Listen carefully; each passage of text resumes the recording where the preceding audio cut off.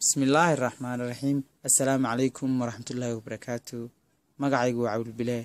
waxaan idin wadaa maasadaas oo ka hadlaysa diraalaha ama laba wajiilaha.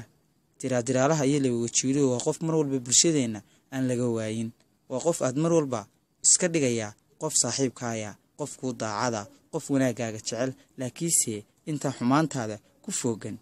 dadkeenu markay ogaadaan siyaabo badan ay ku dhaqmaan oo inay iyaguna runtii dambaabaan ama qalad badan galaan ku kalifaysa. anigoo ayaga la u digaya runtii ayaan waxa aan hansadayda ku muujinayay sida tan: ruuxii ku dagee ku doorshaa hadduu damacaagu diido inaad dar alle u dayso marbay danta guud xilkeetay.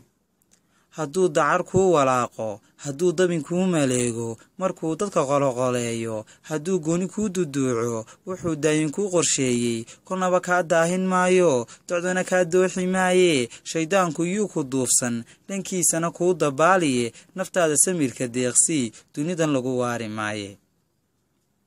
dagaal weeye adduunku inaad daartaada aakhiro u dadaasho dantaada weeye, dembiga iska dhowrta weeye, dugsato diintaada weeye, darajo taas baad ku gaadhi, diiftana iyadaa daweysa, dabkaa aakhiree cadaabta iyadaa diirkaaga noqotaa.